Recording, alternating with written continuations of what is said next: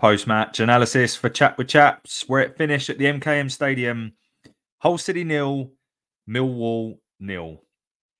A game that, if I'm honest, probably could have gone either way. It's not going to be one of those games that goes down long in the memory, but maybe we needed that. You know, we've had 2 games now that we've gone on the wrong end of probably thrilling games for the neutral. 0-0. It gives us an opportunity to start building now. We've got our first point. A clean sheet. We've got Tanganga back, Fleming due to come, some new bodies in the building, and I think still more to come. So maybe I'm a little bit glass half full. Yes, there's certainly some talking points around players and player selections and things that we want to get into. But I think overall, any point away from home is a good one in this league.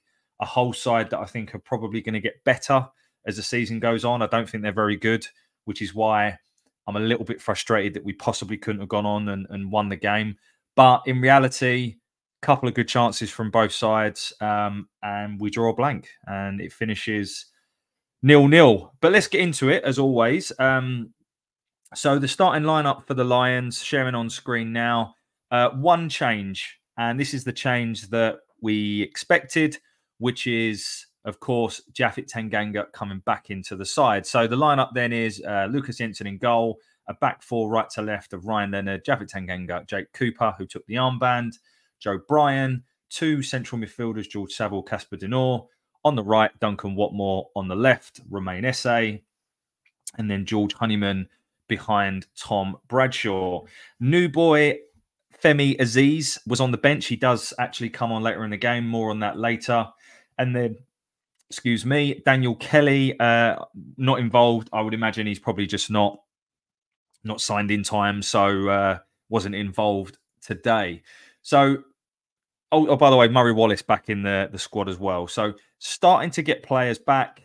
Obviously, with Japhet coming in, Hutch dropping to the bench, we are starting to get players back, which is a good thing.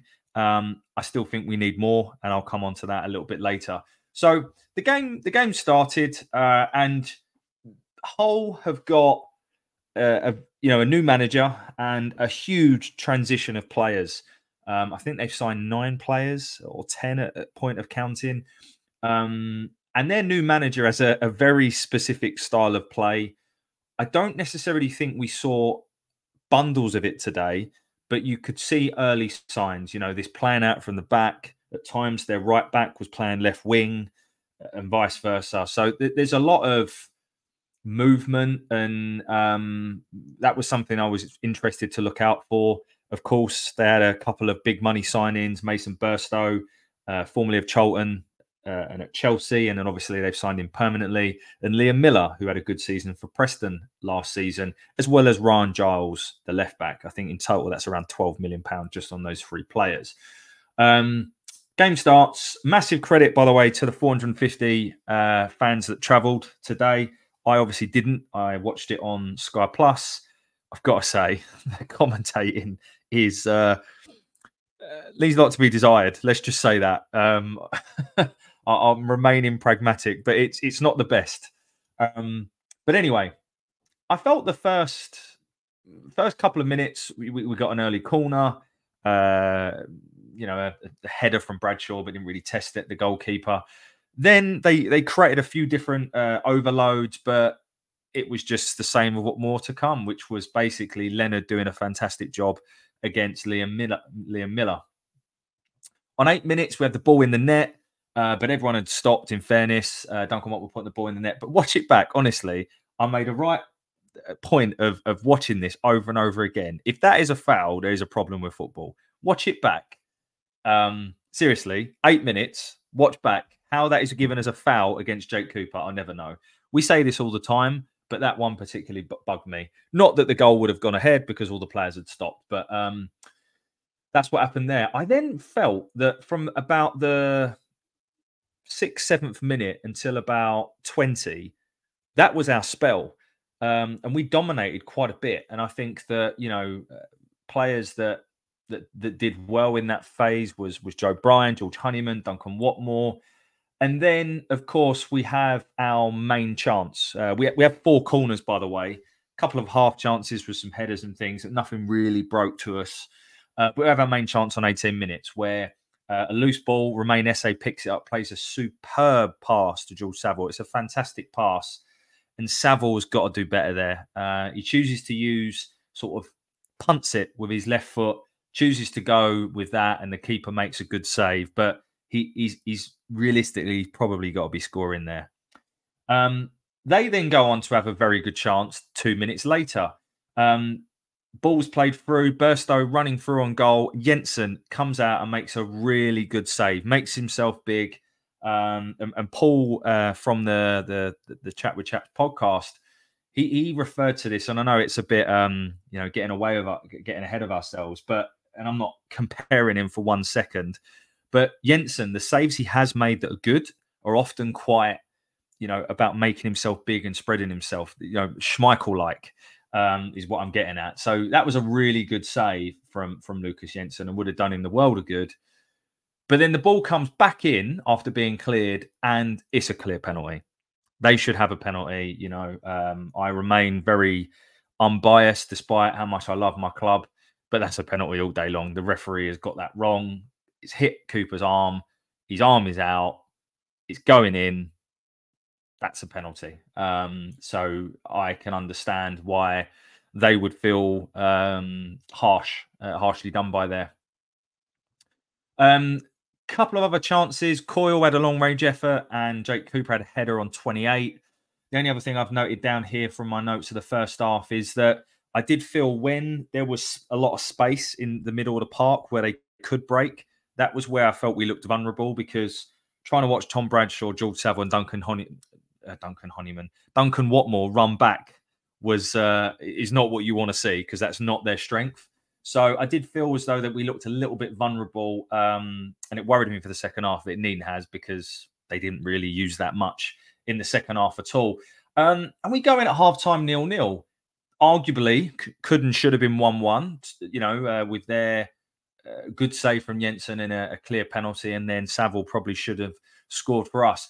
And again, you look at the positives. That's the first half we haven't gone in 2-0 down. So, you got to look at the positives there. And it was like, okay, well, what does the second half bring? And particularly the second half of the second half, because that's where obviously you can start to see us looking a little bit leggy. Second half starts, and I would say overall, we were the better side in the second half, if I'm honest. They had a couple of moments which we will talk about, but overall, I thought we looked the better side. And for patches, we actually looked as if we were knocking some decent stuff around, obviously until the final third, which is where we're crying out for something. And I will talk a bit about that in my sort of closing thoughts and what I think we need from the transfer window to go. But we actually looked all right. And, on 55, arguably, we should, again, maybe do better with this opportunity. They have a throw-in right by their corner flag. Again, like, this is just representative of Tim Walter's style, but they're fanning around with it. And, Duncan Watmore does really well to win it. Joe Bryan, high up the pitch, cuts it back. Keeper pushes it out. And just in the nick of time, like, Denoy is taken away from Denoy. It's a bit of a scramble. But, you look at that and you think that could have been. Then on 57 minutes, they make a triple substitution. They bring off Amur, the little Turkish fella in the middle of the park, Zambrano, and Mason Burstow, and then they bring on Jarvis, Simons, and their new striker Chris Bedia. Fair play. They've twisted. They've rolled the dice. They've gone for it. But 62 minutes again, good opportunity for us. Routine, long throw, and I think this was representative of the game. I think that Hull looked a better football inside. Now, that's not to discredit, because at times we did play some decent football. I didn't feel we lumped it as much as we did in the first halves against Watford and Bristol City today, personally. This is a real gut reaction, by the way, guys. I mean, it's literally 20-3. I'm recording this straight after. So I'm literally just going off a gut reaction. I've not heard anything, watched anything. So I might get things wrong, but that's just the nature of the beast, right? But I think Hull did look like a decent side in terms of some of their patterns of play. And I think if they had a few more players and get it right, I think they will score a lot of goals and cause teams problems. I think the thing is ultimately we probably created an equal amount of good opportunities with probably a third of the possession that they had. And that's just very telling. A lot of their possession was playing it around between their, their back four. We looked a threat from set pieces. I'm disappointed we didn't take advantage of any. None more so than on 62 minutes. A ball comes into the box, long throw from Ryan Leonard. There's panic in the box, drops to Tom Bradshaw, and either side a couple of inches, and that's a goal. It's just typical. He's almost struck it too cleanly and too straight. It's ironic because if he scuffs it, it probably goes in. But then again, we did start. I felt up until the period up until about 70 odd minutes, we were dominating. We make our change, and a debut for Femi Aziz coming on for Duncan Watmore. Just touch on him quickly. He didn't do much. A couple of balls in the box, but there's nothing really to talk about too much. I think with Aziz, I think it's good to just see him on the pitch. Good to see, he's quite clearly a willing runner and wants to take a man on, get balls in the box, which is what we need. Didn't look the quickest, if I'm being honest, but if you listen to the interview with the Reading fan, we'd have known that. So that's that. One player that caught the eye in the second half for them was Jarvis. I think it's Will Jarvis, young lad who came on. Final product let him down, but I thought he caused us a lot of problems down that left-hand side. They seem to have 3 players down their right, our left, which was causing us problems. They were just outnumbering us and trying to create overloads, which is what they do. They had their big chance on 77. I believe it was 77. So a really good reaction save from Lucas Jensen in goal. From I think it's Bedia, who sort of overhead kick in the box, and it's just an instinctive save. That's when your reflexes and your reactions come in. He literally just throws his hands up and pushes it over the bar. We then see Langstaff introduced on the 88th minute. More on Langstaff in a moment because there's nothing to talk about from his performance perspective. 91, a wasted free kick from George Honeyman. I think George Honeyman goes underappreciated, but that was really poor, piss poor. 91 minutes away from home. You've got an opportunity to, take your time, put good ball into the box, and it was just really poor. And he'll know that. And then a big shout out for Ryan Leonard because I think he stops definitely a certain shot on target and possibly a goal. He makes a vital challenge on 92. The ball comes over to the box and he's just about to pull the trigger. And Leonard, with a crunching tackle in the box, was outstanding. To be fair, from Ryan Leonard. Again, defensively, I thought he had Liam Miller in his pocket the whole game, and that says a lot because Liam Miller is no mug. And then the game finishes, and we're only 13 minutes in, and I feel like I've covered the majority of the game. But look, I think you've got to take the positives from that, which are Jappett's back in the side. Didn't look too rusty. Little bit at times, like giving away the free kick that he did by pulling the shirt. Doesn't look as trim as he did last season, but give him time. He is an absolute, in my opinion, Rolls Royce of a centre half in this league. And I'm absolutely buzzing we've got him. So give him a few games, and I think he'll be up to his best. The clean sheet, I think he's got a lot to do with that as well. I thought overall the back four defended really well. And some really good saves from Lucas Jensen. I am going to talk a bit about Lucas in a moment. But look, you take the positives. Clean sheet away from home. I think we've lost there the last 2 seasons 1-0. We certainly did last year. Philogene scored, and I've got a feeling we did the year before. So a point away from home. I guess the frustration is I genuinely felt we could have won it. We had a little bit of luck in the first half, but I genuinely felt overall we could have won it. I didn't think they were a very good side. And Hull fans, if you listen to this, I'm not being disrespectful. I think you will become a decent side towards the back end of the season as the manager stamps his ideas and you get a few more players in. But I think they were there for the taking. I don't think that Hull, as they currently are all that. I still think the best side we've played this season is probably Bristol City, in fairness. And I don't know how they got on today. I know they were beating Coventry at one point. But look, you take the positives.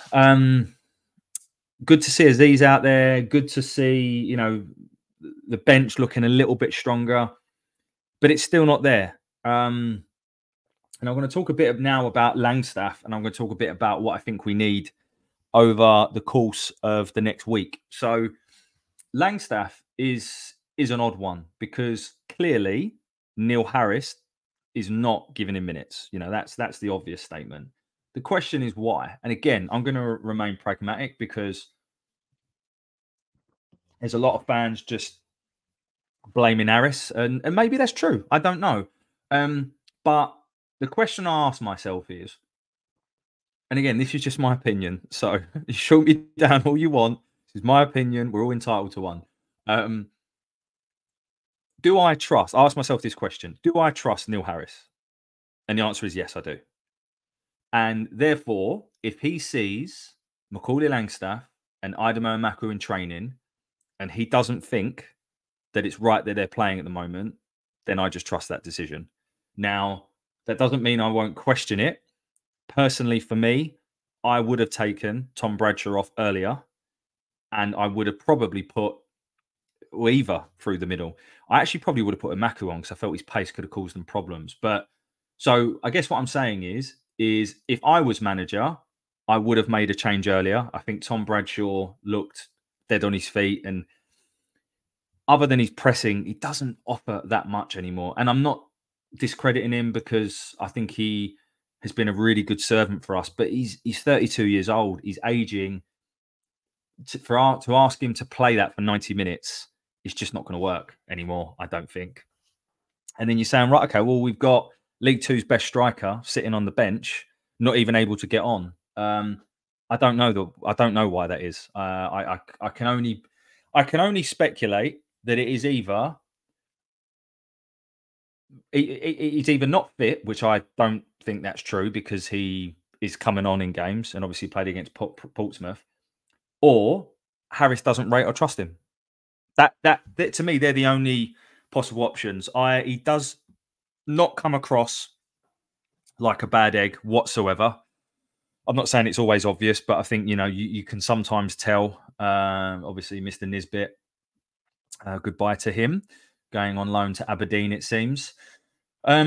Which is even more pertinent to the point. It leaves us really short. And if Harris, for whatever reason, is not going to play Langstaff, and we can speculate all we want, we can sit here and criticise Harris for not doing it, but ultimately, I trust Neil Harris. And if he doesn't think at the moment it's right to be playing him, then there's a problem there. The only other reason I could possibly think of is that Harris is trying to show that he needs more bodies. But I don't think that he would do that to spite the team. Personally, I don't. And that's just my opinion. I think the man puts the club first, and I don't think he would do that personally. But who knows? I think what we can all agree on, whether you agree with Neil or not, is we need another centre forward. And today, I think it just showed we need someone that could do the Bradshaw role, but just a bit better, quite frankly. We've been linked with Josh Coburn. It doesn't look like that could be happening because he was on the bench again today. And everything I personally heard, that they want a lot of money for him. I just don't really see that one happening.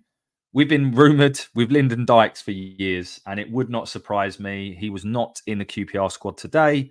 Could it be that I think he's definitely on his way somewhere. Birmingham fans and Blackburn fans both think that they're in for him. So who knows where he ends up. But we need someone like that. And yeah, people might say, I would imagine a few of you watching this go, Lyndon Dykes, he's shit. And I would just challenge you to say, I don't think he would be in the Neil Harris Millwall side, to be honest. But again, it's my opinion. We're all entitled to him. So just to summarise on that point, found it very odd that Langstaff and Maku Maku didn't come on at all, and that Langstaff didn't come on to the 88th minute. Personally, if it was me in charge, I would have certainly brought in Maku on earlier. But I trust Neil Harris. And if he, for whatever reason, doesn't think that was right to do, then I just have to go with it for now. So what do we need then? We've got until Friday to sign players. So I think we just highlighted there, I feel like there's a lot of clubs in the Championship that need a centre forward, unfortunately. But we do need a centre forward that is mobile, is a willing runner. They have to work hard. I think they've got to be decent at holding the ball up, linking play, half decent in the air. And someone that's going to chip in with 10, 15 goals a season, at least. And that's going to be hard to find, you know. The thing that gives me a little bit of confidence is at the moment, it's our lowest net spend for the last few seasons. So I'm hoping there's still money in the bank, even after the signing of Femi Aziz for around £1 million. So I'm confident we'll bring in a striker this week. I think we also need a central midfielder, because I think it's unfair to expect Daniel Kelly to come straight into the side and impact it. And then I think that until Billy Mitchell's back, which I don't know the time frame. And again, the same with Massey. You can put them in the squad, but starting them in games like this is a completely different kettle of fish. I think we need someone who's experienced in the Championship that can come in and compete for places, because I just don't see George Saville being able to play 46 games like this. So I think we need another central midfielder. I would have loved it to be Malumbi. For whatever reason, that seems to have petered out.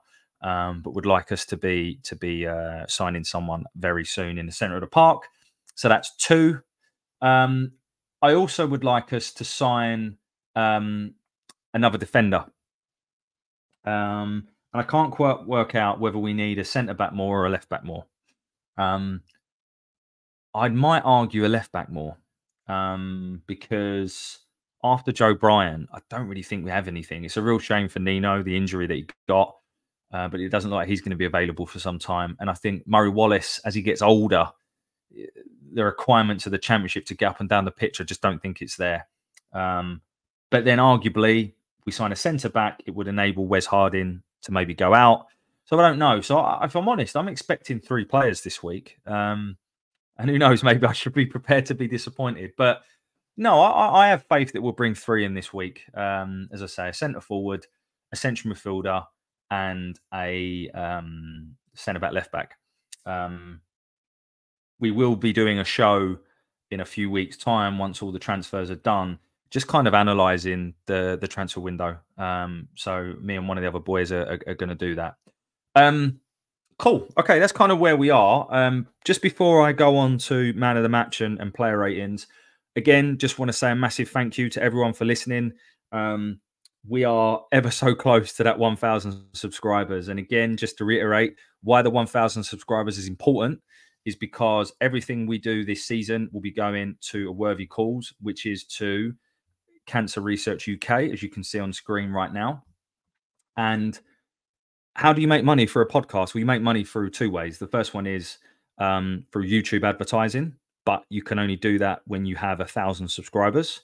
So we're at like 920 at the moment. So please, if you're listening to this and you are not subscribed, or you don't know if you're subscribed, just check and just subscribe, please. There should be a button in the bottom right-hand side where you can click and subscribe. So please do that. It's all going for a good cause. I have got at least 2 special guests lined up already as well for the next few weeks. And as soon as we get 1,000 subscribers, one of those is Mr. Paul Eiffel, who'll be coming on, and we'll be doing an interview with him, which I personally can't wait, because he is certainly one of my favourite players growing up. Paul Eiffel, I used to absolutely love watching him run down the wing. The other way, of course, is to download our podcast. So it's on Spotify, it's on Apple Podcasts, it's on Amazon. Give that a download, because again, that's how we can make money through advertising revenue, and every penny we make will be going to Cancer Research UK. So it's definitely for a worthwhile cause. So who was my man of the match? Well, I've copped out and I've gone with 2. I've gone with 2 man of the match, and they are, as you can see on screen, Joe Bryan and Lucas Jensen. So for me, I thought they both had very good games. I thought Joe Bryan he got up and down the pitch really well. He was tenacious in the tackle, quite a few good blocks. There was also a shot that was dragged wide in the second half that was because he threw his body in the way. And I thought he was involved in a lot of things we did well going forwards. And if you listen to this, you'll know I'm not a massive Joe Bryan fan. So this is where, I stay unbiased and pragmatic. And I think that Joe Bryan had an excellent game today. And, you know, fair play. I thought he was very, very good. I also wanted to give a shout out to Lucas Jensen because, let's be honest, he's had a tough start to his Millwall career. Don't really think that he was at fault for any of the goals last week. But there's no coincidence that a new goalkeeper comes in and defence starts to look a little bit shaky, right? You know, it takes time for the defence and the goalkeepers to get used to each other. But I thought he was excellent today. His kick-in was not. I just want to throw that out there straight away. His kick-in was not. But he made 2 or 3 very good saves today that I think were important in the outcome of the game. And so for that reason, I think he deserves to be in there. You know, I don't think anyone had a particularly poor game. I thought Bradshaw was quiet and obviously missed that chance. I thought Denor looked better today. I think he was involved a lot more, making tackles. I thought Ryan Leonard, again, was overall excellent. The only reason I didn't put him in man of the match was because some of his distribution wasn't great. Watmore and Honeyman give us what they give us, which is just industrious running, pressing. I'd love to know the minutes, not the minutes. Well, the minutes, yes, but the miles and kilometers and yards, whatever that they get for in a game. I really do think that Honeyman's work rate goes unnoticed amongst most fans. And then I thought SA was okay. It wasn't as effective as the last couple of games, but, you know, he's such a young kid. He's going to go through that, right? He can't be man of the match every game. We need to get his contract sorted out, by the way, because that ends at the end of the season. And through no fault of the club, we weren't able to offer him a longer deal, sorry. So that is frustrating and definitely a priority if we can. But you can't force players to sign contracts. So there we go. 27 minutes done of me just chatting right off the cuff, straight after the game. May have missed some things, but hopefully that gives an overall representative of the game. I think that we were good value for the point overall. And I think now it's just a platform for us to build on. The clean sheet would have done. The players are world of good. The confidence of the keeper and the back line. We've got players now starting to come back. And of course, I expect 1 or 2, hopefully 3 more additions coming in this week. And we could look like a completely different squad come next Saturday against Sheffield Wednesday. We have the Leyton Orient game in between them. We will be doing a post-match. And without revealing too much, there will also be a few other more shows this week. Starting off with a round table tomorrow. So look out for that. And enjoy the rest of your Saturday ahead of a long bank holiday weekend. Let's hope the weather picks up. As always, thank you for listening. I will always appreciate it. Jesus Christ, you can tell this is this is tough. I will always appreciate it. So thank you very much. Enjoy the rest of your weekend. Bye for now.